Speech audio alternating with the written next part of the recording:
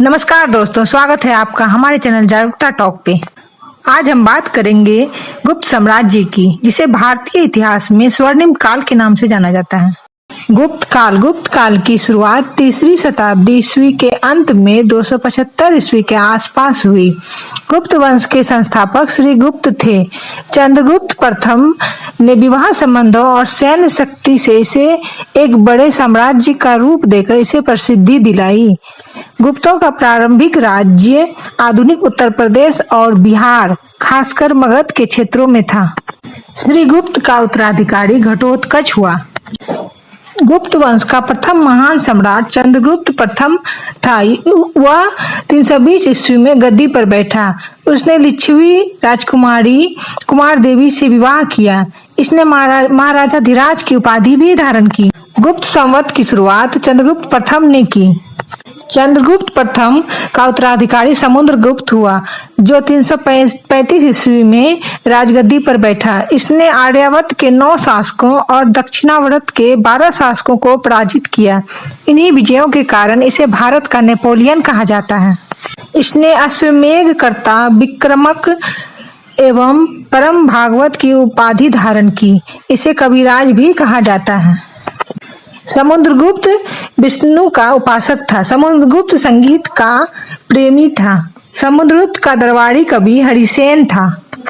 परम भागवत की उपाधि धारण करने वाला प्रथम गुप्त शासक समुद्रगुप्त था।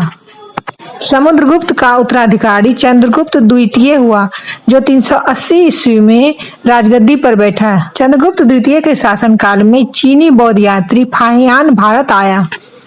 शकों पर विजय के उपलक्ष्य में चंद्रगुप्त द्वितीय ने चांदी के सिक्के चलाए और चंद्रगुप्त द्वितीय को ही विक्रमादित्य की उपाधि भी मिली थी।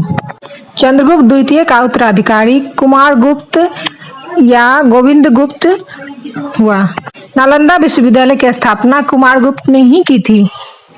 कुमार गुप्त का उत्तराधिकारी था स्कंद गुप्त। स्कंद गुप्त ने गिरिनार पर्वत पर स्थित सुदर्शन झील का पुनरुद्धार किया। स्कंद गुप्त के शासनकाल में ही हुनों का आक्रमण शुरू हुआ था। अंतिम गुप्त शासक विष्णुगुप्त थे। गुप्त शासकों ने सर्वाधिक स्वर्ण मुद्राएं जारी की। इनकी स्वर्ण मुद्राओं को अभिलेखों में दिनार कहा गया है। कैस्थों का सर्वप्रथम वर्णन याज्ञवल्क्य के स्मृति में मिलता है। जाति के रूप में कैस्थों का सर्वप्रथम वर्णन ओशनम स्मृति में मिलता है।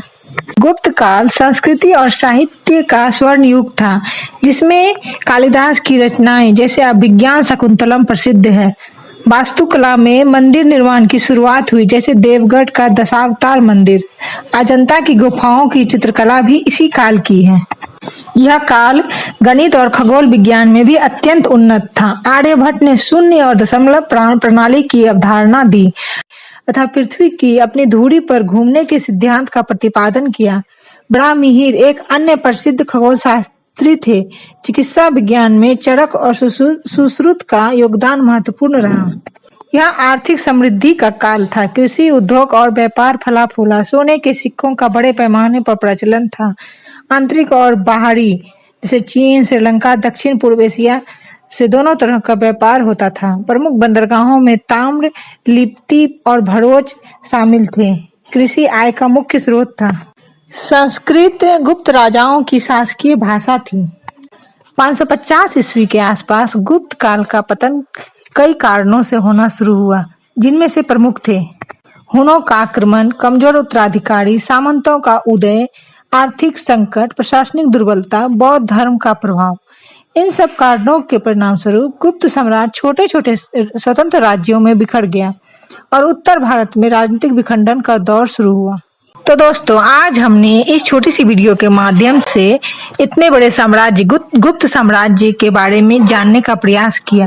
तो इसी तरह की छोटे छोटे वीडियो के माध्यम से इतिहास को समझने के लिए हमारे चैनल को सब्सक्राइब करें।